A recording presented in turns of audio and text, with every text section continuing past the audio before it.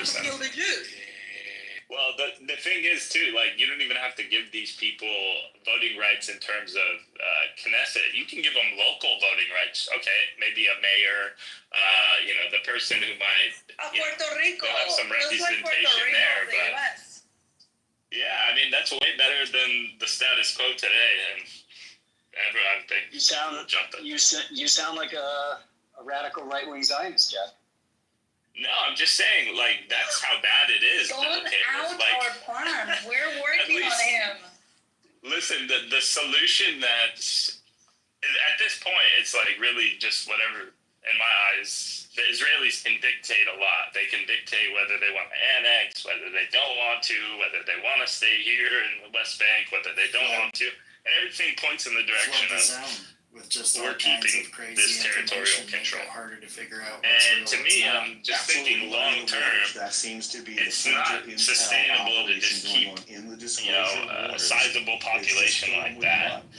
In the schools as well. Like that's true. They should have some rights, like from the state. Well, I think that's true, and also I think you're a little bit giving into the.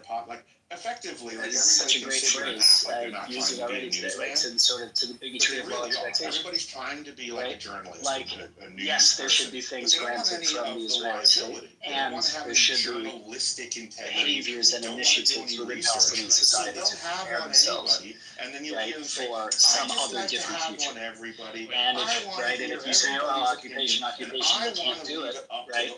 Well, then you're just giving up all control. You're saying Palestinians are stupid. You're saying they don't have capacity. And I know you don't believe that. No, I'm saying they're up against the superpower and they don't have the room to negotiate any terms in their favor. All their worth on in this conflict is literally their body and numbers on the ground.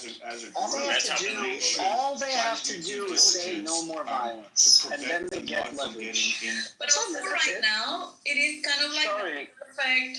No person, you're not gonna do this shit all the time, dude. You've been 2 seconds in the room, you're not gonna interrupt. You need to control your fucking nervous system. You drive me crazy, and you make my nervous system go like crazy. So anyway, like right now is the perfect soil, for this to happen, because Palestinians have been bent over so much right now that, as Jack says, they're willing to take whatever at this point, right?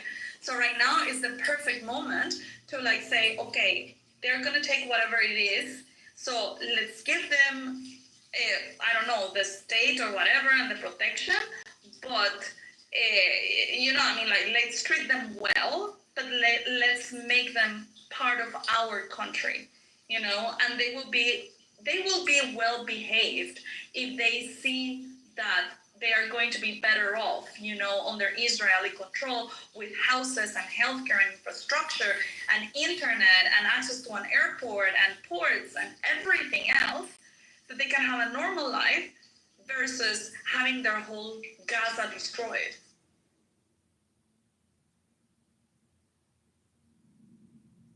It's better than the status quo. 100 times better. Yeah, but the status quo could change for the worse, right? I agree with you. There's only two things: change the status quo or not change the status quo. But if you change the status quo, you could get the new Ben Gvir status quo, and that wouldn't be bad. That wouldn't be good for Palestinians either. But the status quo is because of Israel. Your mic is so low, Simon. It's really hard to hear you. The status quo is not because of Israel. Sure it is. Simon, can you not talk so loud in my ear, please? Yeah, no, I mean, the reality is that, this all stems from Palestinians' values. Like, the reason that they're in the mess that they are in is because of themselves. It's astounding to me that even... I appreciate that you said it.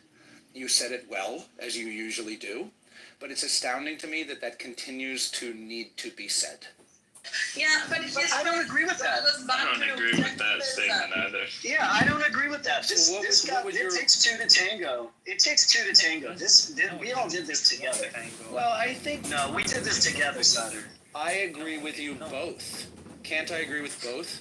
I think the Palestinian... their incontrovertible position. Yeah, he's blaming one side, and Caleb's saying, well, both sides have their own. Well, We did it together. I think we did. Okay, what did Israel do? What did Israel do? Well, Israel. Simon, your mic is so hard to hear. Simon, you gotta stop shouting, Simon. Look, I think that both can be true. The way that I see Caleb is true is that both Israel and Palestine contributed. The way that I see Simon is true is to say that the Palestinian perspective is a problem. Okay, I just need to say this. Sorry. When Simon speaks, you all need to shut the fuck up, because at this time of night, if he yells, which is why he mumbles like this, if he yells, he's gonna get a divorce. So that's the reason why he can't, because his girlfriend is gonna kick him out. That's right. Okay, fair enough. Yeah. So wait. So what did Israel do? What did Israel do? We need to explain the whole room to you right now, Simon? No. I mean, honestly, I'm Simon, saying this Simon, is so, come on. This is so one-sided in my mind that I'm just curious to hear what he thinks is why this is a two-sided conflict. First of all, it's a multi-layered Nobody's conflict. saying that. It's We're just making thought Simon. experiments of what would be the solution, and that means, and Jack was saying that it would be better to be a second level or second whatever citizen instead of a first level citizen. That means No, but we moved on from that. Haven't we moved on from that? Simon, look, I'm not making a moral equivalence, right? By saying that everybody participated in the way that we got to this situation is not to say that there's one party that's more morally culpable. But everybody did the dance. Everybody did the dance, and you cannot remove look. Israel did a lot of stuff that if the Palestinians did it, right, we would be screaming bloody murder. And I think it's okay, right? And I speaking as a Jew and somebody who feels myself very much almost Israeli, right? I think it's acceptable and actually it's the only way forward to actually look at what you've done and say, well, that was fucked up. We shouldn't have done that. We might have been morally justified, or it was the right thing, or it was et cetera, right? But we wouldn't do that again. I want to have two things to say. One, to the offer that was suggested about this second-class citizen. Even that, unfortunately, is not possible with the current mindset of the Palestinians in Gaza specifically. They need to be first removed from this indoctrination somehow, and that would be not a one-day process. That would take decades, or at least years, or maybe generation, anywhere between them. And the last point you were talking, remind me what was the last talking about so kind of, can you just just give an example that you just said, because yes, two need to tango, but I guess there's a big difference between defense and offense. And whenever Israel is doing something, I would ask what would happen if we didn't do it, or what could have been done differently. Yeah, I think in this particular conflict, and I would say before the emergence of a distinct Palestinian people, right? I think what we have is more like a civil war than it is, an invading group and a native group, right? So in that sense, I think everybody's doing it to each other. I think look, there was ethnic cleansing of many, many villages by Jewish and Zionist forces. That happened. And we should be able to say that it happened. Now, if you want to say that that was... of one? A village that was ethnically cleansed, because I know Abu Ghosh and all the residents... Well, Abu Ghosh wasn't. Abu Ghosh wasn't ethnically cleansed. That's the point. No, it wasn't. They returned. But which one was... it was, and then they were called to return by Zionists because they said they were not against us, they were not aggressive, whatever, I don't know. But which village, for example, do you have a name of a village that was ethnically cleansed? Sure. Do you deny it's happening today too, then? Yes. Deny that it's happening today, ethnically cleansing villages? Yes. Well, can you give me a name of a village that was ethnically cleansed? Lod I and will search Ramla. for it. Lod and Ramla. Lod and Ramla. Okay, and when exactly, do you know, or not exactly? Like what? When did it happen? July 48. July 48. Okay. Right, and again, I'm not making a moral equivalence. I'm just saying, let's say facts, okay? And this stuff happened. War sucks. In war, people do brutal, terrible things. Some people might say all wars are crimes, right? I'm not sure I would say that, but some people might say that. And I think we can be clear about particular Palestinian ideologies. That, by the way, Simon, I don't think represent the entirety of all of those people, right? The indoctrination is the second point, but that's not the whole story. You're erasing history when you tell the story that way. I think that's a violent act to history. No, there's a group of people that accept that force is justified. And to the degree that you accept that as a premise for dealing with people politically, you will die. And that historically has just been the case. We live in modernity now, Simon. Yeah, We don't live in the time of barbarism. We live in modernity. Well, That's not. It's not about if we live in the time of barbarism or not. The people who continue to cry about women and children dying accept barbarism as a premise that is justified to an end. The fuck are you talking about? I mean, yeah, what the hell are you talking about? Bro, there's mullahs running around right now slaughtering Iranians. There's Gazans who sanction the government to go into sovereign countries. There's same thing with Hezbollah. These are barbarians. These are primitive human individuals. That's a very So why should the civilized Western world succumb? They shouldn't. That's my point. They should have erased these people from the globe like 50 years ago. Simon, you sound like a. Where are you from, Simon? I don't think Ayn Rand would agree with you.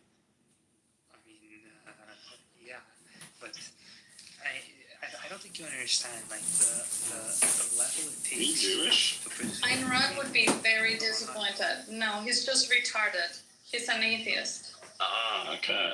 Yeah, usually I was gonna be surprised. No, I'm joking. Go ahead, Simon. Honey. Can be atheists, but no, I mean there's nothing about that. If there's people chanting death to America, death to Israel, you go and wipe those people out. Like the way you get into forever wars, is because you don't actually do what it takes to actually win the war. Like Should you just do what like Pol Pot or Hitler did? Just go on a mass canceling spree, like permanently. I mean, this is so it's just genocidal sounding. Yeah, and Simon, you're forgetting the social aspect. But Simon, you're forgetting the idea that like after you kill the people, you have to like rebuild the society, rebuild the culture. That's why Germany and Japan are positioned where they are, right? It's not because we defeated the Nazis or the Japanese militarily only. Had we just left and then said nothing, or helped them to rebuild or reacculturate them, they would be nothing. It's two parts. There's nothing today, but Japan. Oh my God, Simon, you're so young.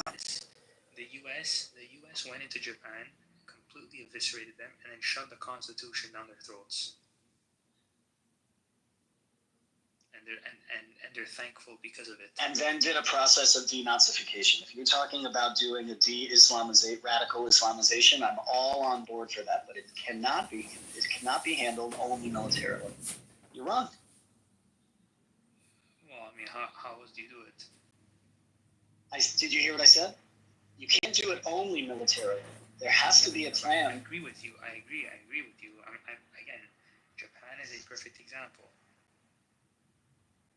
Japan is actually the example I go to. Great. So now you're negotiating against your own position. So now you're negotiating. Hold on. I feel like this guy doesn't understand the region. Why people do doesn't. things they do in the He region. doesn't understand. He doesn't understand. Like a basic The reason that they're understanding in of the position that they are is because all of their values stem from fucking Allah. So like, who am I to do? That's not even true, by the way. My secular. Okay. George Another Habash. launch from Iran to Israel. Simon, George Habash. Do you know who that is? No. He was the leader of one of the most violent Palestinian resistance / terror / fill in the blank organization. And he's a Christian man. I thought And he didn't do it for Allah. He did it for a whole different set of reasons. And I don't think you have a basic understanding of like the root of this particular conflict. And you're speaking as if this is like a blanket thing for the entire Middle East, which is like super complicated. it was my understanding that the Palestinian resistance movements in like the 70s and 80s, for example, a lot of them were actually far left, like they were more Marxist. Communists, yeah. Yes, and they also was more of like a nationalist, like Arab nationalist, pan-nationalist type of movements. Yeah, it wasn't all. It's at least from what I've read about it, they weren't always like. That was the motivated first by group Islam. to really come and make it their political philosophy be Islamism. By the way, I'm not talking about like the radical leaders of these of like Hamas or Hezbollah. I'm talking about like the average person, like that lives in these places. That still doesn't add up, brother. You're just calling for genocide at this point. Still doesn't work. So the Yeah, average because- person I mean, do you realize winning hearts and minds has always been the strategy? I mean, for the West, you can't just brutalize listen to people. what I'm saying. When we went to Iraq, Simon, Is the average person in Gaza Muslim? today, yes. Okay. I'm saying the reason that you cannot just shove different values down their like especially Western values down their system is because it's antithetical to what these people believe. Then how did Turkey do it? That's not true for It's the not a Western people in Gaza, by the way, Simon. That's not true at all of the people in Gaza. Like, although it's one of the most closed off places, some of these people, I mean, a lot of these people aren't, Palestinian Muslims in general aren't even really, it's not like a religious society in that way. Even in the West Bank, the PA isn't like a Muslim theocracy, it's a secular one. behaviors in Europe. You're thinking of North Africans, brother, or South Asians. Talking about North Africans, the amount of Are you North Africans and Syrians? Listen, my mom's in London Yeah. or Italy or Montreal Yeah. or New York or Chicago Perfect. or Go look those cases up. You'll find that they're either South Asian, they're North African, or they're from Afghanistan. Go look that up, and I guarantee it'll be along those lines for almost every single one. Or your occasional Saudi Arabian. But France's Middle Eastern population is a whole different. It Syria comes too. from a whole Add different Syria problem. to that list.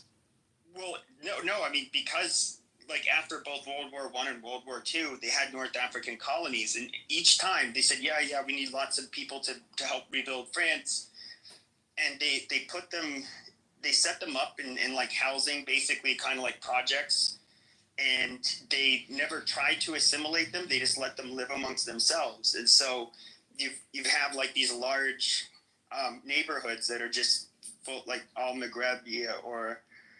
Yeah, they're all still there, dude. They don't assimilate at all in France, but they'll assimilate really quickly in America. They'll assimilate in a country that's better at assimilating those groups that they colonized or fucking made refugees or whatever. Like America, you can get here. I'm talking about Islam. Yeah, I know. These are all Muslim. Yeah. What do you can't make general, dude. Listen. There's a lot of people that are Muslims, and they're from all different kinds of parts of the world. when people say Muslims, like, listen, that might not be the same Muslim country my family came from, where, you know, people aren't walking around in niqabs necessarily, right? I would be okay if Muslims were like Jack. I would be less resistant to. I mean, some of the, like, if you think of like the Muslims that have like a high level of involvement in like terrorism, it's like people from like Dagestan and fucking Chechnya.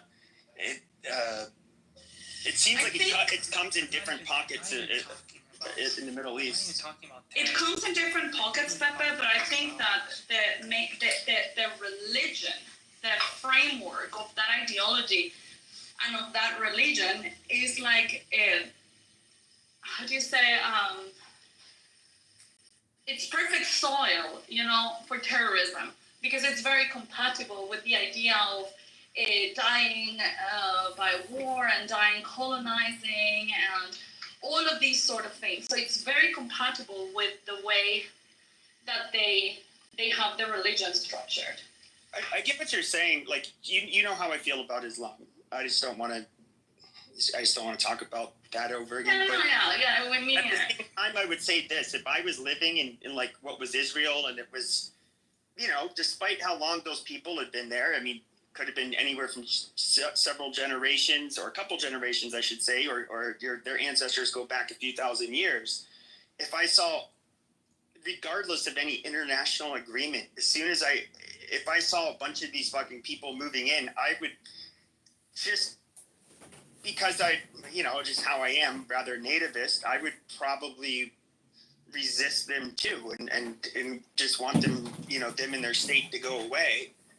Like, I don't think it's all. I don't think it's all Islam. I think there is like this natural instinct people are going to have, where they're going to want to basically get them, fight them off. I don't think that has to do with Islam. I'm not saying that has to do with Islam.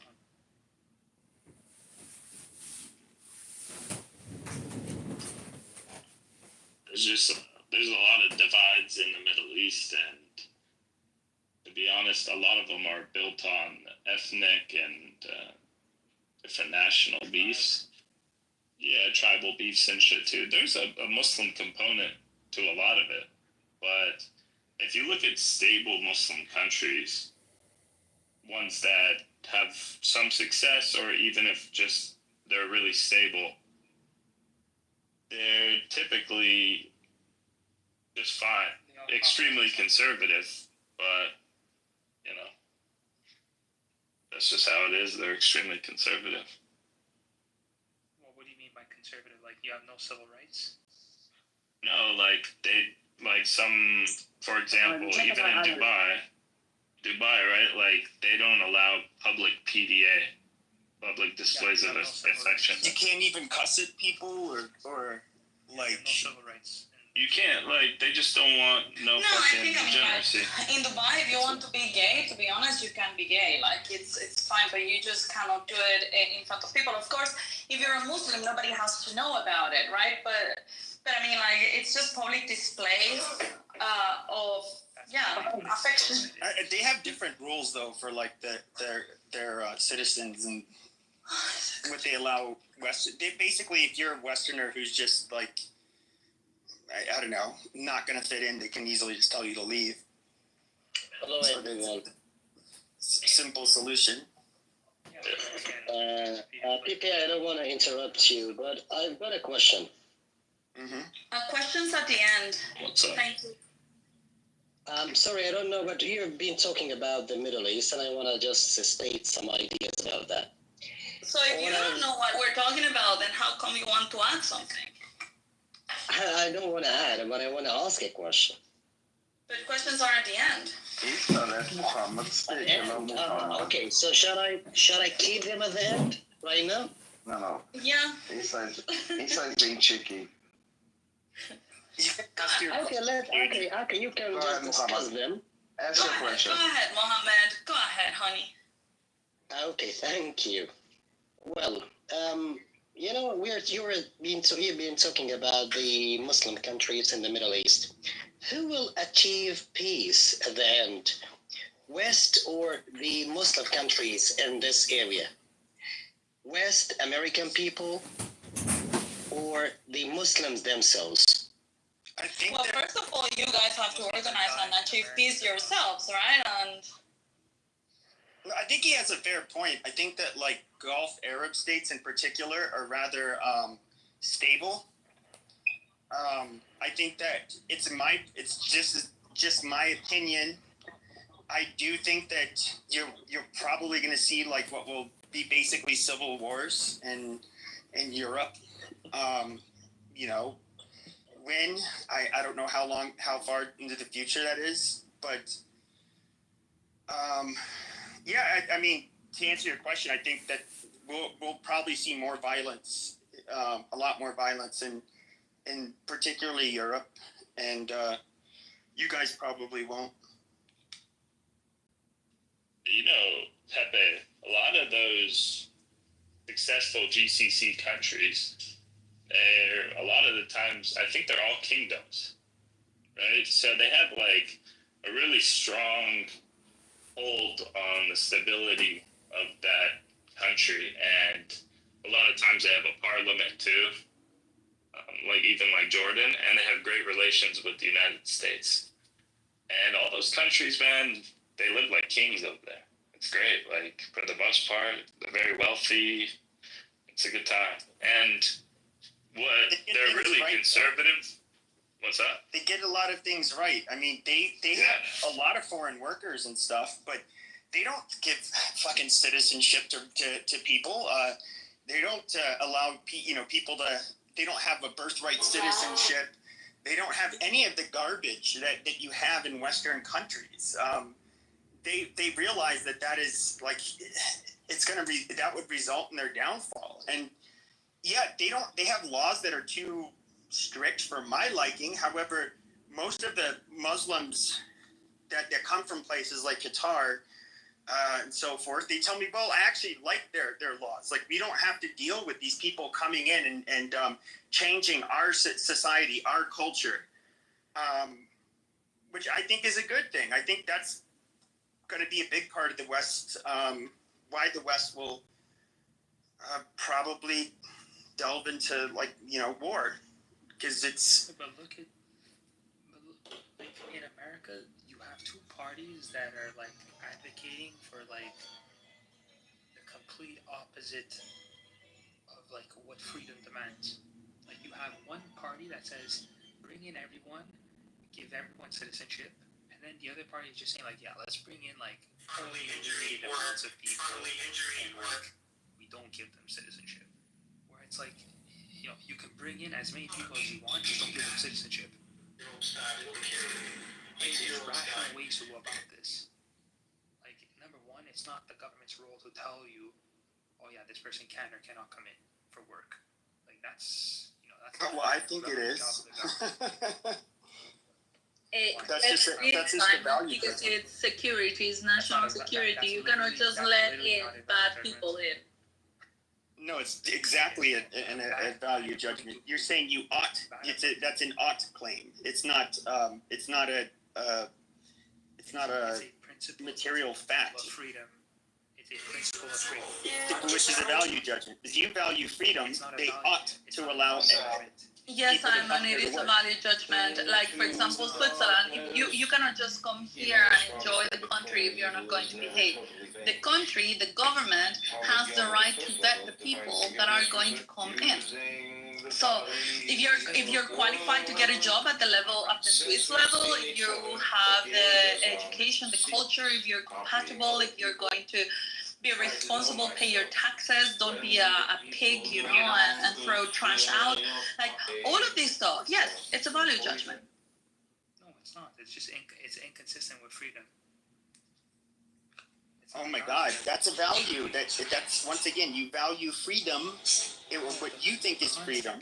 No, listen to what I'm saying. I'm saying, regardless if you value freedom or not, I'm saying it is inconsistent with freedom. That means it's inconsistent with human nature. No, I actually think that I think that it's consistent with freedom. That if you want to remain autonomy, to have autonomy over your country and and basically your people over a country, you have to control who comes into your country. Now, that's why Israel's not going to just give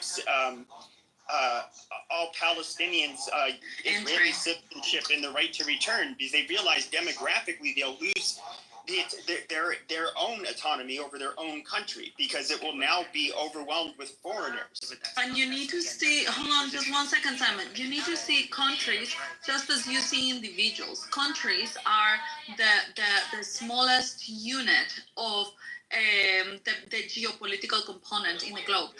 So countries, just as individuals, imagine if I told you, oh, Simon, anybody can go inside you as they wish. I mean, it's freedom, right? And you're like, fuck no. What if they have got AIDS? What if they, whatever, you know, like, they're not gonna fuck me. Like, no, that's freedom. Well, in the same way, a country has sovereignty, a country has autonomy, and a country doesn't have to let in anyone. I always use the house example. Like, your house isn't accessible to strangers, and if it is, it's not your house. Exactly, but the difference is that your house is your property, and the property is not the government. The government can say, listen, you know what, but it is my country. Okay, but again, like, your country's not my It country. wouldn't be if you're not paying taxes, but since you're paying taxes, yes, you have certain rights that other people don't. Therefore, it's your country. You own it. So when Americans vote for, like, I don't know, policies that tighten immigration, for example, because they want to have control over who comes in their country, that is perfectly in line with freedom. No, it isn't. That's my point. I'm saying the standard is freedom. If you want to deviate and you go into your own opinions about whatever you think is freedom, I'm telling you that that's an inconsistent principle with freedom. The No, it's not. Is not to tell people who can or cannot come in. That You can only exercise freedom in your country where, I guess you could say that your people have the autonomy to dictate the policies of your country, where it's like basically a democracy. Now, we can, for example, if we were to allow the whole world to just come here, say open borders for the world, I mean, there's a good chance that we'll have a majority Indian population. Next week, you wouldn't be an American country anymore. again, look. Again, I'm simply stating what the principle is. If you're saying I don't like that principle, let's just compromise on freedom, then all you're saying to me is, yeah, I just want to compromise on freedom for. It's not about compromising on freedom. You're compromising on responsibility, and you're compromising on obligations because you want to give freedom to people. Freedom doesn't exist if you don't have responsibilities. And part of those responsibilities is fulfilling the rules of the land by the law. And so if you want to be able to access a country, you need to abide by the rules of that country. And then the government can kick you out if you are not abiding by those rules. So yeah, there are conditions. Freedom has conditions. I mean, what do you think the Saudis would consider it freedom if a bunch of, like, homosexuals decided, hey, we're going to all descend on Riyadh and we're going to, like, I don't know, have a gay parade and do gay lewd acts everywhere? I mean, they would see that as, like, you need to think this one through a little bit more, Simon. I don't think that you have thought too much about it yet. I've thought a lot about it. People do have freedom to stay away from things. Okay, you look at this and I don't even know. It's not even like a libertarian view in my personal view. It's rather. I'm not a libertarian. It's an anarchist view.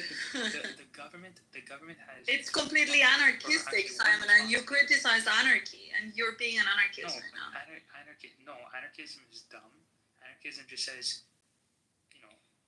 the hell with every institution in the world. No, it does not. Saying the proper function of the government is to protect your rights. That's it. Which rights ought people have? There's actually like a conversation. People kind of do this in a way. Actually, I don't want to get into it, but I'd say there's actually like somewhat more intelligent people that will have conversations about is it okay to lower the age of consent? And it tends to be, I forget what the study was, but it's a conversation that people with, like, I guess, higher levels of education stuff think it's at least intellectually, like, it's a interesting conversation to have. Not really. I mean, whereas, like, it's simply a legal matter. Hmm? I mean, age of consent is just okay, but it's a legal matter whether or not you can be a citizen in a country, though. I know that's my point. It's a legal matter. Should you let? Okay, but you said it's antithetical to freedom. But if a 16-year-old wants to marry a 26-year-old, I mean, I could make the same argument. It's a legal matter, though. So is citizenship. I know. I'm saying it should be extremely difficult to become a citizen. Okay.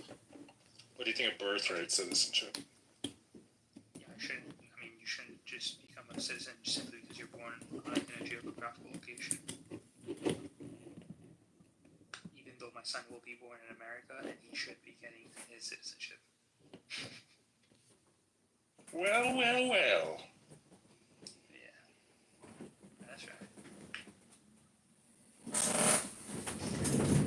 As Randy likes to say it, the rules apply. What is it? The rules apply for me and not for thee.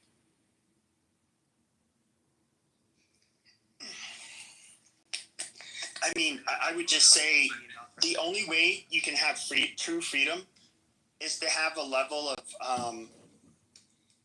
freedom of association, which is something that involves both inclusion and exclusion. You can't truly be yourself or do what you want to do without, people that are, I guess, similar. Like, obvious example, why do homosexuals like to go to gay bars or nightclubs? It's obviously same reason straight people like to do that, at regular bars or clubs. People create communities, like, even within the United States. And I would say our country is just, like, so different from most of the world that it's I definitely don't want it to become like those other parts of the world. So I'm definitely okay with restricting people's ability to become citizens. But I'm with you. I'm literally saying that is my entire position. I'm saying make it extremely difficult because to become a citizen, because the way you radically shift a nation is if you just allow anybody to become a citizen. That doesn't exclude people from actually just coming in and working or educating themselves. Like, it doesn't have to be mutually exclusive. I'm just simply saying don't allow those people to vote, because if you bring in 5 million Indians and then 5 million Indians vote for the fucking Indian, you basically get India in 30 years. I'm saying I don't want America to be India, but I don't care if the Indians want to come in, because eventually they just have to assimilate, because no matter how hard they want to work or how much they want to bitch, either you like it or you don't, but you have no political power in the country, so you're completely irrelevant. You have no say. But that's kind of what Middle Eastern countries do. They basically, if you don't like it, you just get the fuck out. And if you have a problem with banging our laws, we'll throw you in jail and then deport you as soon as you get released. Middle Eastern countries don't have, like, civil rights. I mean, I'm talking about you have full civil rights. Is that wrong? Is that wrong? Human beings require freedom in order to operate as a human being. Yes, of course it's wrong. I don't think it's necessarily wrong. I think that's a value judgment. Of course it's a value judgment. You're talking about a human being and the necessity of a human being to be free. It's a metaphysical requirement for a human being to be free. Sure, but I would probably argue that it's far safer, for example, to live in Qatar. You probably don't have to worry about criminals robbing you or people jumping you, your shit getting stolen, getting verbally harassed and stared down aggressively by men if you're a woman. You have no civil You don't have rights. it. You have basically. Like, obviously. Sure, but I would say that I've talked to people who said they liked that. They prefer the trade-off. Okay. To them, it's worth it. Okay. They have the luxury because of America. Okay. nobody is saying, oh my God, you know, like that really nice Saudi Arabian car. No, that doesn't happen. That happens in everywhere else in the world. Does anybody say, oh my God, that amazing? I know they have oil wealth. Saudi Arabian. I get it. Yeah, that's it. They don't produce fuck. Sure, but I'm not talking about how they lack innovation. I'm talking about how. Yeah, I'm not talking about them lacking innovation. We all know that. Yeah, but yes, but what we're talking about is that now that they have the means to have a wealthy country because they have oil wealth, what is wrong with them wanting their? In fact, what the fuck is wrong with necessarily wrong with Sharia law if that's how they want to live?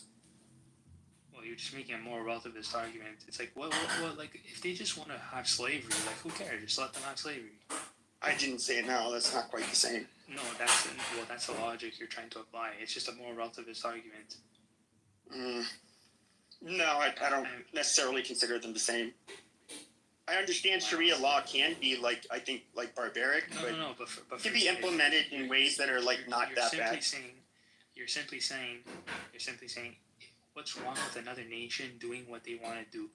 And I'm saying, well, what if there's a nation that just wants to have slavery?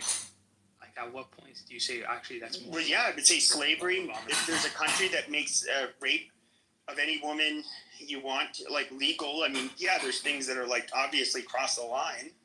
I don't think anybody would deny that. Forget cross a line. I mean, cross a line for who? That society doesn't care about that line. Well, it's interesting. You know, Mexico, this was back in 2000, 2001. It's some parts of Mexico, it's really rural. It can be a couple hours to even go to the nearest town. Their concept of rape was haha, that sounds like a silly judicial law. It wasn't a big deal to them. And the women, I guess, didn't feel that traumatized by it because there wasn't this stigma in this out in the middle of nowhere group of natives. Well, I mean, in Sharia law, 4 men have to witness a woman get raped in order for it to be considered rape. Mm-hmm. So. Well, would you blame somebody who lives in Qatar or UAE for saying, yeah, we don't have the freedoms when I was studying in the university, at a university in America, but I prefer being able to live the way I live here.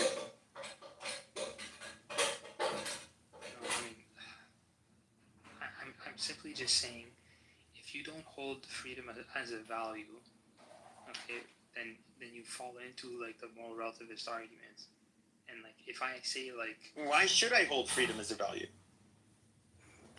Because it's a metaphysical requirement of human beings to be free in order for them to operate as human beings. No, I kind of think that's bullshit. Okay, so then let's. Yeah, I mean, nobody's free technically. I mean. No. Well, I mean, relatively speaking. So if you look at countries like North Korea, where it's a complete totalitarian state, versus America. But people like living in Qatar. People don't like living in North Korea. So again, why are we using that as an example? It's all relative because it's all relative. Yeah, it's relative. Let's talk about places where people want to live. Muslims like living in Qatar and UAE. Yes, but Muslims, okay, have a very tribal and primitive view of the world. That's why they don't mind. These are people that do not produce literally fuck all. Okay, I know that, but that's America. I'm not critiquing their lack of innovation. I'm critiquing their their laws. But then how do you, bro? But then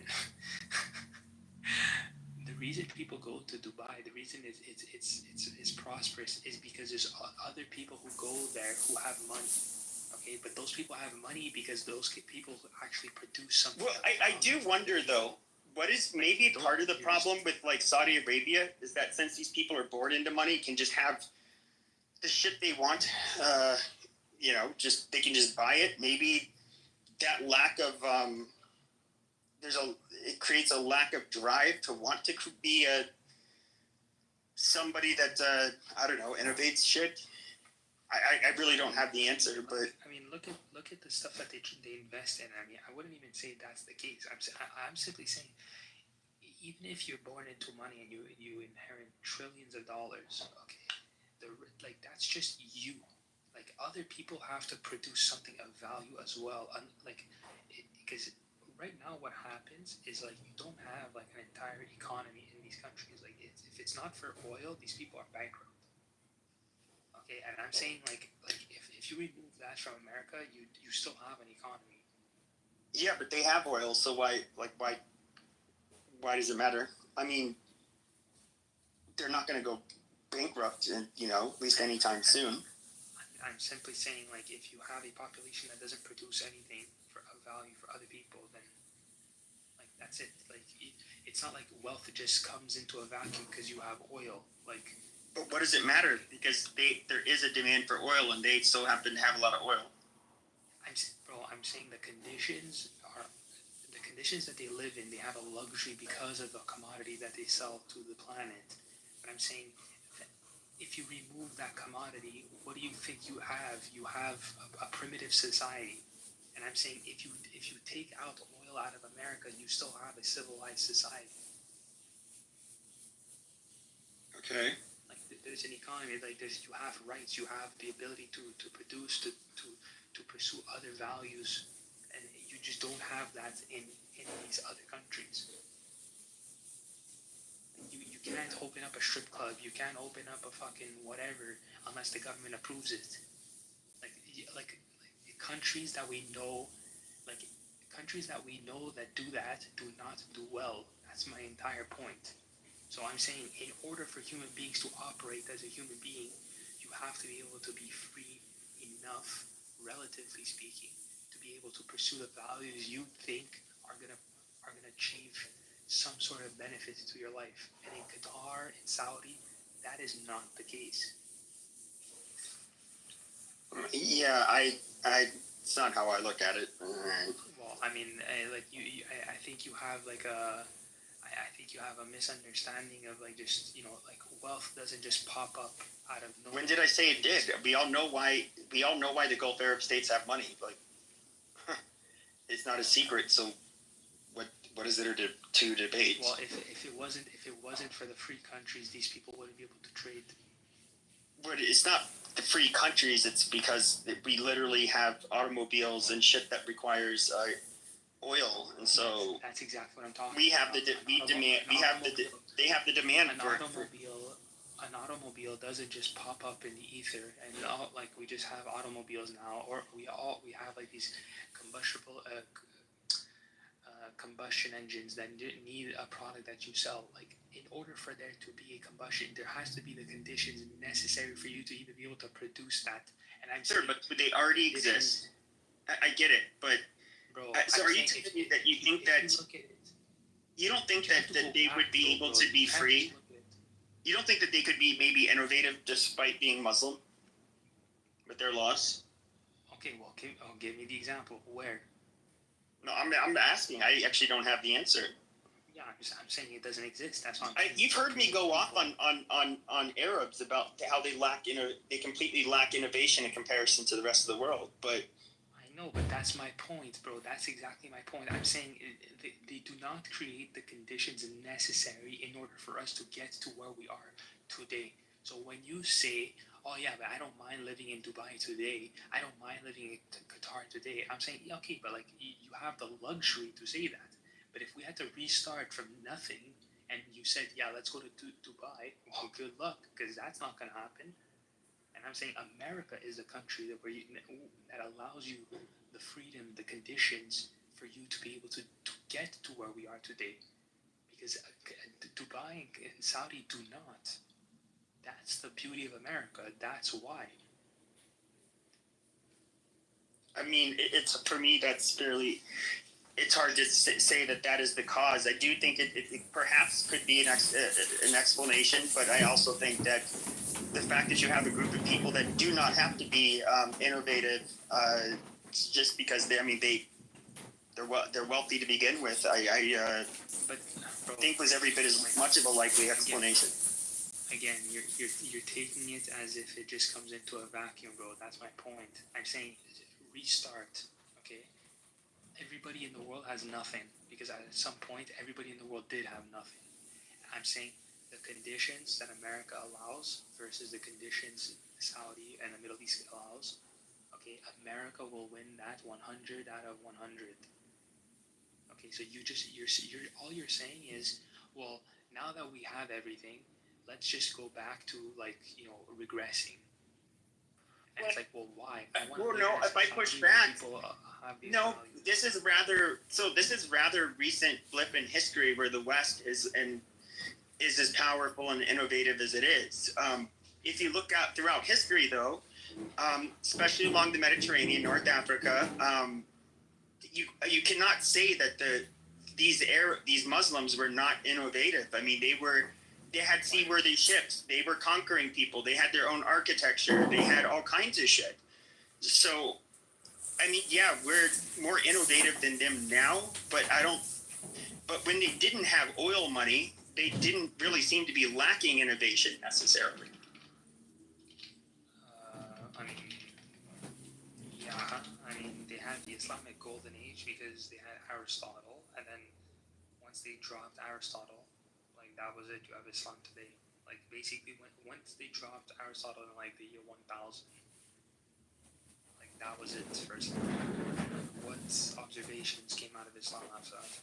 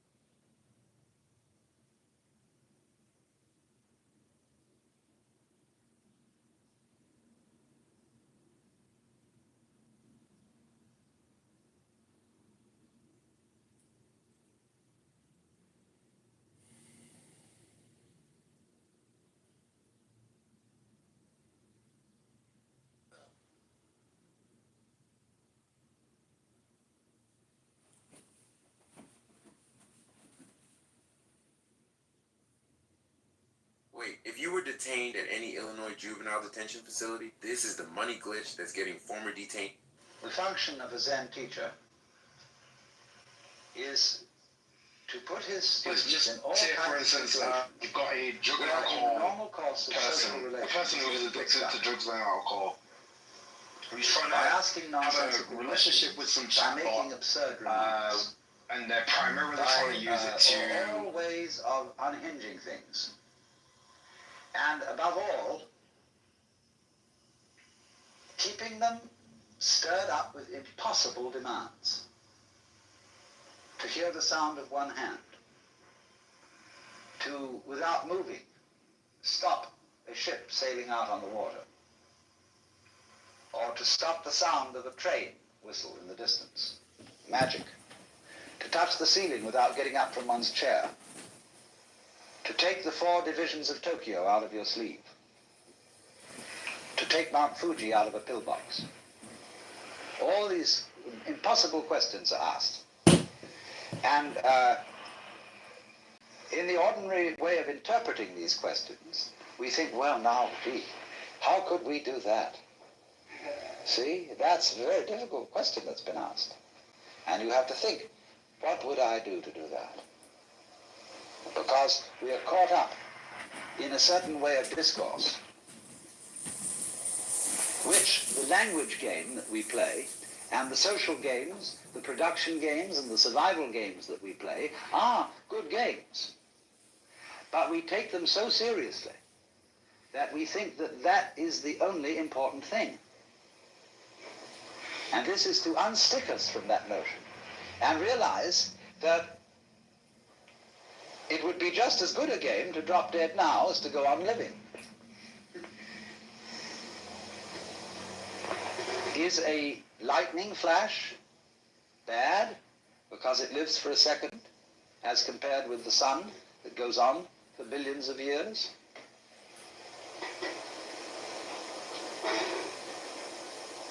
You can't make that sort of comparison, because a world of lightning goes also with a world where there's a sun, and vice versa.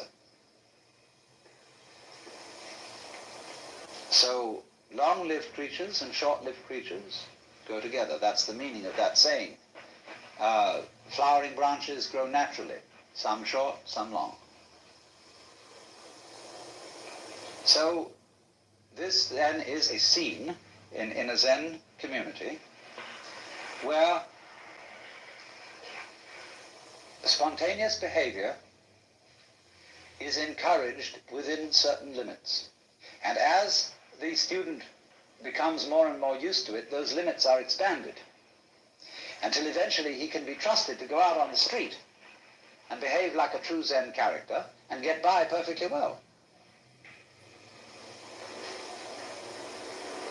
You know what occasionally happens on the street when two people are walking down the sidewalk straight at each other, and they both decide to move to the right together, and then to the left together, and they somehow get stuck, and they can't pass each other. Zen teachers will pull just exactly that sort of stunt when going down a path and meet one of their students, to see if they can get him in a tangle, and can he escape from it.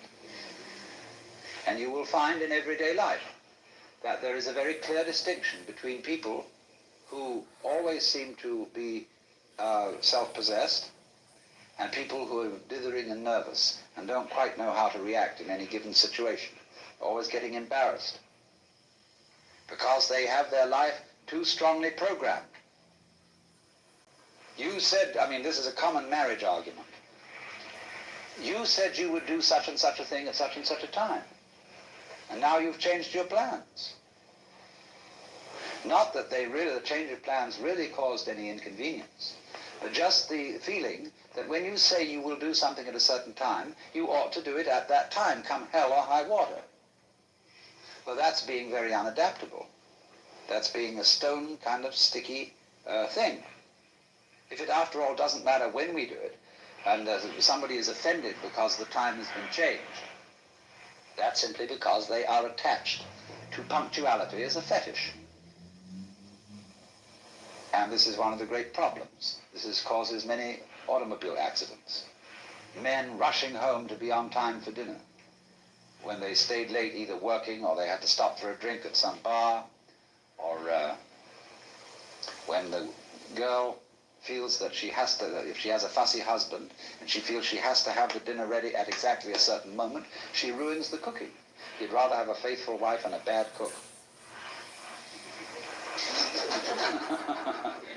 I hope I'm not treading on any toes.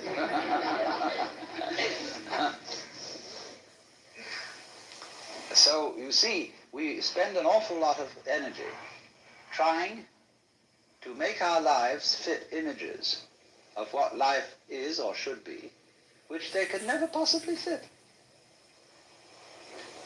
So Zen practice is in getting rid of these images.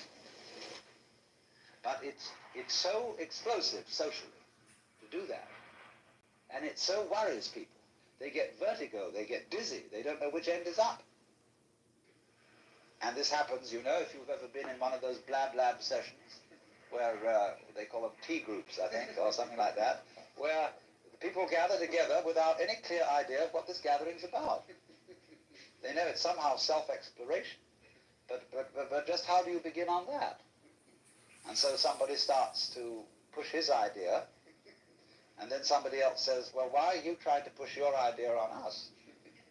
And then they all get into an argument about the argument. And the most amazing confusions come about, but sometimes they all see what idiots they're being. And then they learn to live together in a really open and spontaneous way. I am a cheater, a thief, a liar. But not like you think. I have metastatic breast cancer, and I pretend that I'm fine, but I'm tricking my cancer. I'm yanking back more moments, memories, with HER2. And HER2 is for adults whose HER2 positive or HER2 low breast cancer cannot be removed by surgery or is metastatic, and who have received a prior treatment, or whose cancer has come back during or within 6 months of ending treatment.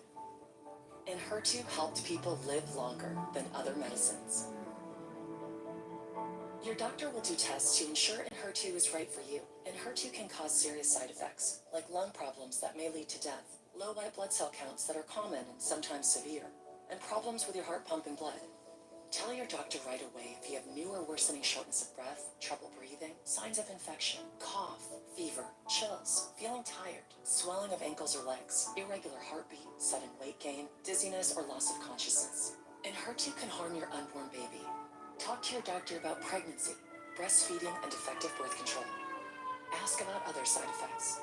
With HER2, all that is mundane, magical, mine. Sure, metastatic breast cancer will try to take it all, but not today. Hey TikTok, it's Alan Walker, and if you want to get this, or this, search Alan Walker on TikTok and tap the banner right now.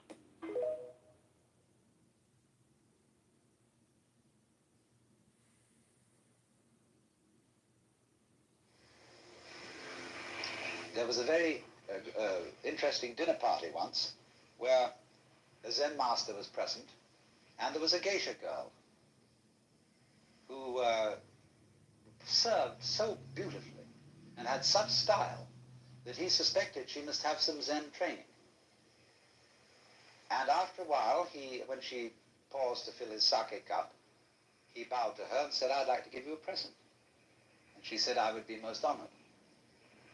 And he took the iron chopsticks that are used for the hibachi, the charcoal brazier, moving the charcoal around.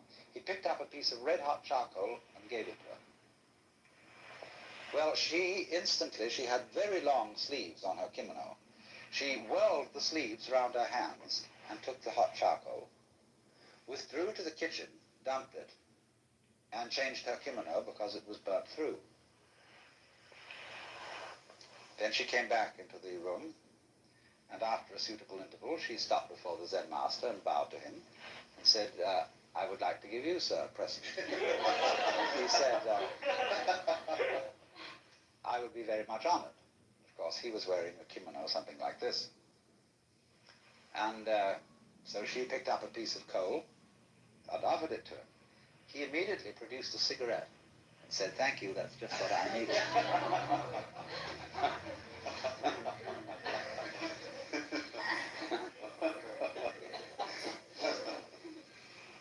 Now, you know, in the same way that we have this in our culture, certain people who are comedians, who know how to make jokes and gags in a completely unprepared situation, face them with anything, and they somehow come through. So that is exactly the same thing in a special domain as Zen. Only a master of Zen does this in every life situation. But the important thing is to be able to do this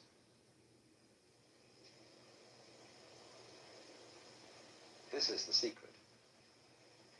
You must remember, you can't make a mistake. Now, that's a very difficult thing to do. Because from childhood up, we have had to conform to a certain social game. And if you're going to conform to this game, you can make mistakes, or not make mistakes. So, this thing has gone into us all the time. You must do the right thing. There's certain conduct appropriate here, there's certain conduct appropriate there. And that sticks in us. and gives us a double self all our lives long because we never grow up. Do you realize that the whole of life plays a game, which is a childhood game? There are three kinds of people: top people, middle people, and bottom people. And there can't be any middle people unless there are bottom people and top people. There can't be any top people unless there are middle and bottom people. And so it goes. And everybody's trying to be in a top set. Well, if they're going to be there, there's got to be someone in a bottom set. And the people who do the right thing and the people who do the wrong thing. Here in Sausalito, we have this very, very plainly. There are the right people, the nice people who live up on the hill. Then there are the nasty people who live down here on the waterfront, and they grow beards, and they wear blue jeans, and they smoke marijuana. And whereas the other people on the top of the hill drive Cadillacs and have wall-to-wall carpeting and nicely mowed lawns, and their particular kind of poison is alcohol. Now, the people who live on the top of the hill know that they're nice people. But they wouldn't know they were nice people unless they had some nasty people to compare themselves with. Every in-group requires an out-group, whereas the nasty people think they are the real far-out people, whereas those people, those hillbillies, are squares. And they wouldn't be able to feel far out unless there were squares. See? These things simply go together. But when that is not seen, we play the games of getting on top of things all the time. And so we're in a constant state of competition as to, if it's not I'm stronger than you, it's I'm wiser than you, I'm more loving than you, I'm more tolerant than you, I'm more sophisticated than you. It doesn't matter what it is, but this constant competition is going on. In terms of that competition, we can, of course, lose place and in that sense make mistakes. But what a Zen student is a person who is not involved in the status game. When exploring new credit cards, you should know what you're getting into. With hundreds of offers, Credit Karma curates relevant options for you and shows you approval odds, so it's easier to find your way to the right card for you. Intuit Credit Karma.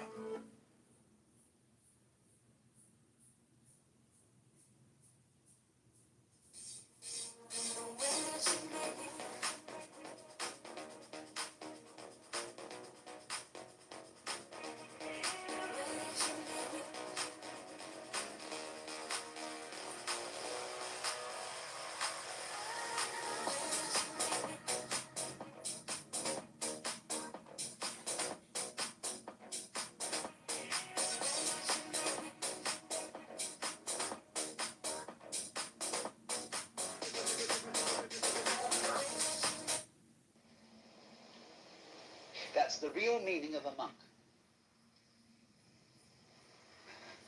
He is not keeping up with the Joneses. And to be a master, he must get to the point where he's not trying to be a master.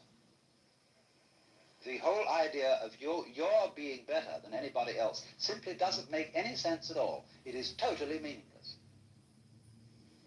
Because you see everybody manifesting the marvel of the universe in the same way as the stars do, and the water, and the winds, and the animals. And you see them all as being in their right places and not being able really to make mistakes, although they may think they're making mistakes or not making mistakes, and playing all these competitive games. But that's their game. Now, I only say, if that game begins to bore you, and it begins to trouble you and give you ulcers and all kinds of things, then you raise the problem of getting out of it. And therefore you start to become interested in things like Zen. That is simply a symptom of your growing in a certain direction, where that you are tired of playing a certain kind of game, you are as naturally flowing in another direction as if a tree were putting out a new branch.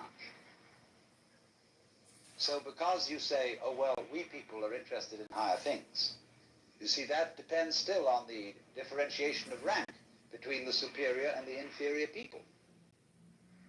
But when you begin to see through that and grow out of that, you don't think anymore of this superior and inferior classification. You don't think we are spiritual people who attend to higher things as distinct from these morons who are only interested in beer and television. The trouble with the human being is, like the trouble with certain animals, like the dinosaur, who evolved to the point where he was so big that he had to have two brains, a higher self in the head and a lower self in the rump. And the difficulty was to get these two brains coordinated. But we have exactly the same trouble. And we are suffering from a kind of jitters that comes from being two-brained. Now, you see, I'm not saying that that jitters is bad. It's a potential step in evolution and an opportunity of growth. But remember, in the process of growth, the oak is not better than the acorn. Because what does it do? It produces acorns. Or you could say, just like I sometimes love to say, that a chicken is one egg's way of becoming others. So an oak is an acorn's way of becoming other acorns. Where is the point of superiority?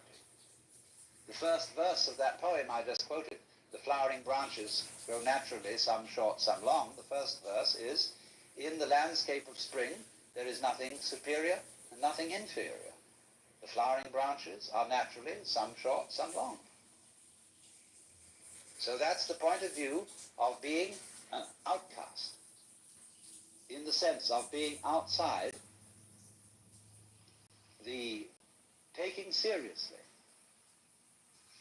of being involved in the social game, and therefore being threatened by making mistakes, of doing the wrong thing. That is to say, of carrying into adult life one's childhood conditioning, where somebody is constantly yammering at you to play the game.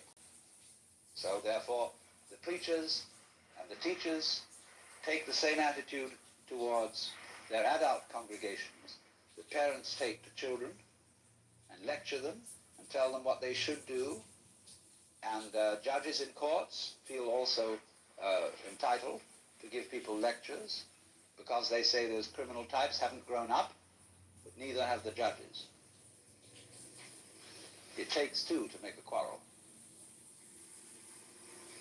So one can begin to think in a new way, in the polarity thinking, instead of being stuck with the competitive thinking of the good guys and the bad guys, the cops and the robbers, the capitalists and the communists, all these things, which are simply childishness.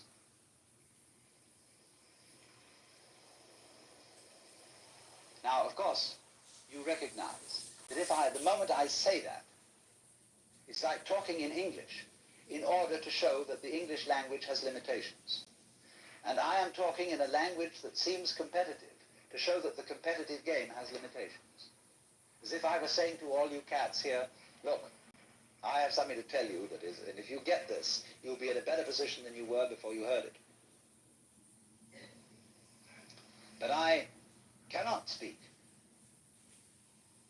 to this group or this society or this language-speaking culture without using the language, the gestures, the customs, etc. that you have. Not everything in Silicon Valley or any industry or life for that matter need be portrayed as home runs or strikeouts, success or failure. It's so ridiculous that it's portrayed that way, but it's what sells newspapers, so it's what you read about. The most successful people I know are divorced, and they tell me it wasn't worth it. Don't do it. Don't sacrifice your families. Hold your children up high as your greatest inventions, because they are. I invented something that many of you use every day. You don't know it. It's buried in the enterprise, but I know it, and I know how it feels. And I'll tell you, it doesn't compare to every day holding that one's happy and healthy little hand. And by the way, don't step on anyone's neck to advance your cause. Don't sue anyone and try not to get sued. You'll sleep better at night. I've never been a party to a lawsuit in my technology career, and amen to that. My wife and I don't put work before our daughter or each other. Engineers in my company with similar families and I have been together most of our careers. We don't waste time commuting to offices. We don't have each other over for dinner. We don't have holiday parties. We get it done, and then we see our families. The Union of Concerned Scientists just forecasted that nearly 4,400 homes in Marin County alone are going to be completely underwater in less than 30 years due to sea level rise. So my generation, your generation, we're going to have to do something. For now, I keep searching for ideas, like taking our daughter to school on an electric tandem bicycle. We count the idling cars as we pass in traffic. We wave to them. They used to wave to us, but we're getting a little annoying now, so they kind of just, But it's something. It's something that we can do. Maybe you'll have an idea about attacking global warming. Or maybe you'll have an idea about attacking poverty. Or maybe you'll have an idea about attacking truth in news reporting. And maybe you'll do none of those things, but maybe you'll speak from your heart authentically in front of the person that you're going to marry, and maybe you'll be inspiring. In an increasingly unrecognizable world, my career trajectory should be recognizable to you. This means you can do what I've done. You can have this life. You can be happy in your career and your family. And if you want the world to know your name, well, then I applaud you. I really do. The world needs you. And I'll wish you every success. If you're willing to sacrifice it all, bet it all, blow out the curve, just remember my name as your backup plan. Do not go where the path may lead. Go instead where there is no path and leave a trail.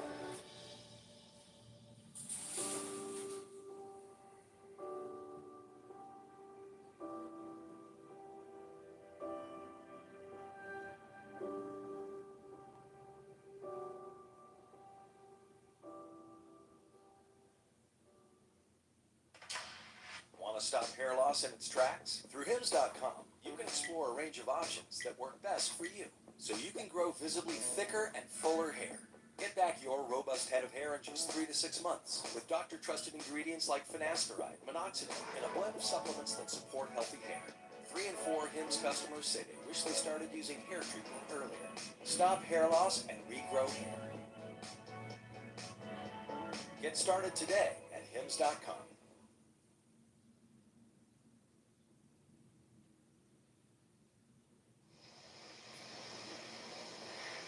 The Zen masters tried to get around this by doing things suddenly that people just don't get. Well, what is this? Therefore, that is the reason why, this is the real reason why, Zen cannot be explained. You have to make, as it were, a jump from the valuation game of better people and worse people, in groups and out groups. And you can only make it by seeing that they all are mutually interdependent.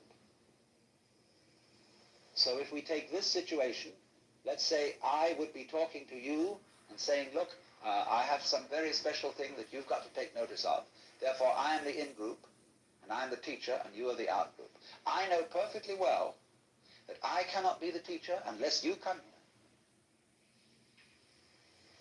And so that my status and my position is totally dependent on you. It isn't something you see, therefore I have first, and then you get. These things arise mutually. So if you wouldn't come, I wouldn't talk. I wouldn't know what to say. Because I borrowed your language. So that is the insight, that things go together. Then, when you see that and aren't in competition,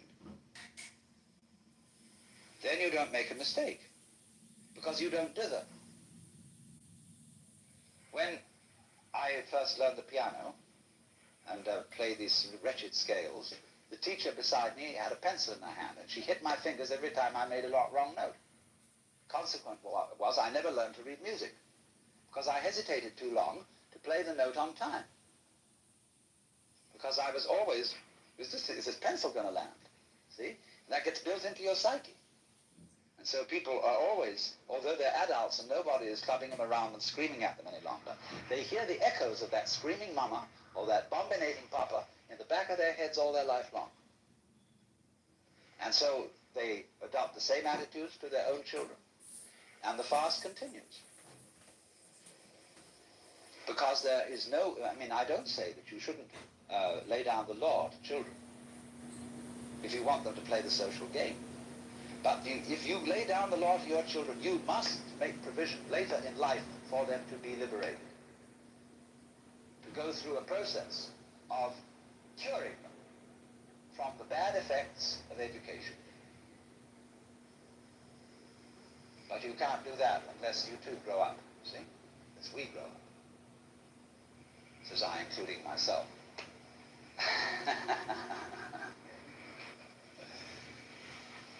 So that is the thing. Now, therefore, in the Zen scene, you would think that the master, as we know him and as we read about him, is an extremely authoritarian figure. That's the way he deliberately comes on at the beginning. He puts up a terrific show of being an awful dragon. And this screens out all sorts of people who don't have somehow the nerve to get into the work. But once you are in, a very strange change takes place.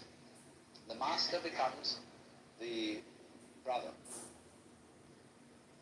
He becomes the affectionate helper of all those students, and they love him as they would a brother, rather than respect him as they would a father.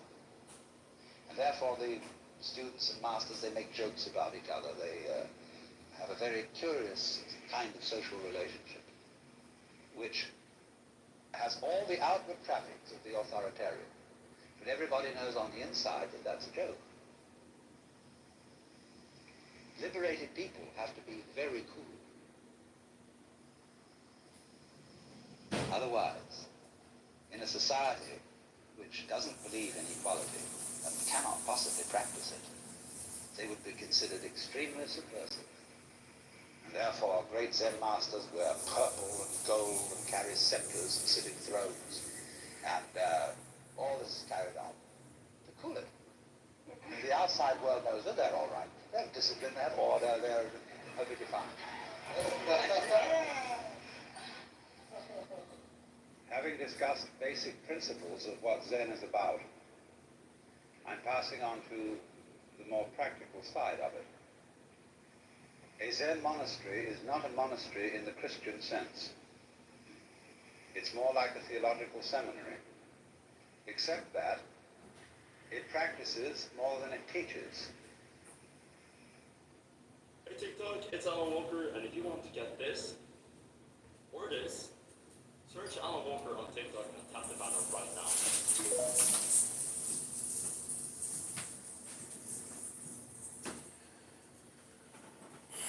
People everywhere are recommending GoodRx. My neighbor showed me the app. Tell me to save on my kids' allergy pills. GoodRx can save you a lot of money. A typical institution consists of a campus. And on the campus there are many buildings. First of all, around the edges you will invariably find independent temples that were founded in times past by noble families, because one of the things that the Buddhists did when they came to the Far East because they exploited ancestor worship. This was very clever of them. This being the great religion of China, the Buddhist priests performed services like requiem masses for the repose of the souls or for good reincarnations for one's ancestors, and they made quite a thing out of that. And so they have memorial services for the departed, and that's one of the principal functions of temples in Japan. People don't go to temple in the same way as Westerners go to church. They make pilgrimages to temples. And say at a great temple like Eiheiji, you will find on a Sunday morning, or practically any morning, a swarm of about 500 people attending the 4 a.m. service of chanting the Buddhist scriptures. But they're kind of in and out of their temples. They have special services. They have memorial services, weddings, funerals, or everything like that. But they don't have a parish kind of church community as we find it in the West. Although when Buddhism, through the Japanese immigrants, exports itself to the United States, they immediately copy the Protestant church institution and sing, "Buddha loves me, this I know, for the sutra tells me so." It's terrible. And all the young men, Nisei, who have never been in Japan, one thing they can't stand is sutra chanting. Because they don't know what it means, and the priests don't know what it means a lot of the time. And but it's beautiful to listen to. They haven't got an educated Western ear yet to appreciate that kind of Oriental music. Well now, aside from these many temples, each of which is in charge of a priest with his family, and some of them are having a hard time making a go of it these days, so they've become restaurants for very elegant food, or museums, and all sorts of things. Now the guts of a Zen temple is what's called the Sodo. So in Japanese is the Sangha, the order of followers of the Buddha. Do simply means hall. So the Sangha hall, or Sodo, is the center. And this consists of a number of rooms, but the main one, the actual Sodo itself, is a large, long, spacious room with platforms on either side and a wide passage down the center. The platforms are 6 feet wide, and each contains a number of tatami mats, which are measure 6 by 3. And every monk is assigned to a mat. And you probably heard as a child, "Fool me once, shame on you. Fool me twice, shame on me." How many times has the West been fooled by these terrorists? Agreed. And, I do agree that it's a great idea to have this run by the Congress, because I do like the idea that the Congress, when we started this country, the Congress had all the power, really, and very little was given to George Washington. And by his request, by the way. That's right. American Cincinnatus, right? He did not go after power. But anyway, the point. So I do think, having congressional Congress okay it I think is important. And I have a practical question. I don't know if anyone knows the answer to this, but if these nuclear things are out in the middle of the desert, why not just drop a nuclear bomb after you kind of soften things up, maybe? since there aren't very many people there that are going to be harmed. Just infrastructure, nuclear infrastructure. So Dominic makes a very important point that I would like to echo in the chat, which is linked above. Did JFK request congressional approval for the naval blockade of Cuba? No. President John F. Kennedy did not get formal congressional approval before implementing the naval blockade of Cuba during the Cuban Missile Crisis in October 1962. What did Kennedy do instead?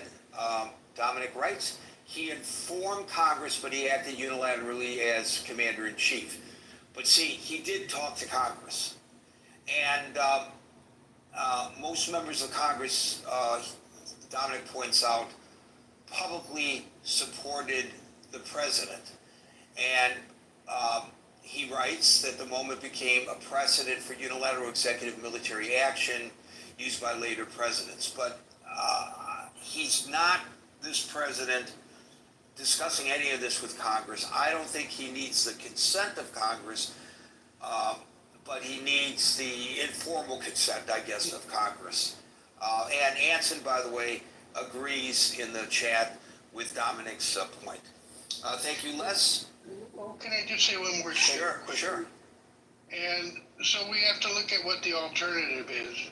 If they have a bomb, then Iran is a much bigger problem to everybody, including the people in Iran. And if we're trying to get the Middle East stabilized, a nuclear armed Iran is the opposite of that. Thank you, Les. We'll now go to David. Gary, yeah, I think there's a lot of conundrums here that we're facing as a country, and with regard to Trump's leadership, with regard to the way he's been hemmed in to tacitly give support to Netanyahu, while at the same time pandering to the base, to the Tucker Carlsons of the world. But I thought Tucker brought up some interesting points, Gary, and that was highlighting the fact that Ted Cruz did not have a whole lot of command, not just of the population of Iran, but their ethnic makeup. Not just them being a Muslim Persian country, but the other cultures that also exist in a place of 90 million people. And that's important to understand because from a standpoint of the language and the way the rhetoric that's being bantered about, it resonates and has similarities to the run-up to the Iraq War. And we saw how, George W. Bush spoke about this big threat, this massive threat to our security. He put Colin Powell front and center, taking this story to the UN. And we saw the disastrous outcome of that campaign. And so are we also entering into a very similar, are they setting a trap to enter into a Gulf War II here with regard to a much more, a country that be more radicalized, get the support of the other aspects of the Middle East? So, I think it's important, as much as I'm not a big MAGA supporter, I think their voice is very important with regard to checking Trump's ability to throw us into something that could have very protracted and massive consequences, not just to the loss of life to the Iranian people and the potential further destruction, or further, not destruction, but damage to the Israeli people in their country, but also to the possible displacement of Iranians, causing massive refugee situations that we've seen in the Syrian campaigns. We're seeing, obviously, the fact that there may not be the ability to do a regime change, the likes of which the Iranian people deserve. And again, I'm no fan of this regime either, Gary. This is a regime that's repressed its people, that's looted its economy, with the backroom deals with China, the shadow economy that exists there. And so there's a whole lot of reasons why this has to happen. But I think the ultimate campaign would be another potential Iraq 2.0 if we don't get it right. So those are some of my talking points on that front. I mean, at the same time, we're seeing Trump call out his Tassie Gabbard saying that Iran's not necessarily close to having a nuke. So the messaging and the talking points are kind of all over the map. That's not good for the cohesion of a big decision like this. So, I just think we need to really take a step back. I know we're already en route there on some level with regard to the massive deployment. So maybe we're sort of playing a game of wait and see here.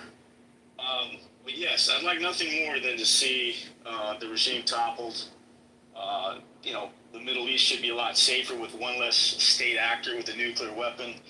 But keep in mind, Gary, that a lot of these countries like Iran, North Korea, and even Pakistan, who obtained a nuclear weapon in the early 70s as a byproduct of what India did in terms of their nuclear campaign, these countries feel they're in desperate throes to secure themselves by any means necessary because they can't compete with conventional warfare, the likes of which Israel just demonstrated, the likes of how we've demonstrated our campaigns in Gulf War I, not necessarily Gulf War II to some extent. But yeah, these countries don't have a way to resist. This is an allied military response to their sovereignty. So I don't think that ever goes away here, particularly if we destabilize Iran in such a way that it creates a more reactionary response to what it is we're attempting to do here. So those are my talking points today, and I hope it made some sense. Thank you. Making one's point by embarrassing a person who you have invited onto your platform is not the proper way of making your point. Make your point through argumentation, but not by ridiculing a U.S. senator or anyone for that matter. This was a low point in the career of Tucker Carlson. He made his point. He made his point that the senator doesn't know the population of Iran. And therefore, anything that the president might have to say, the senator might have to say, can be discounted because he just proved that the senator is incompetent and his point of view on this matter must be discarded. It's sort of like Detective Furman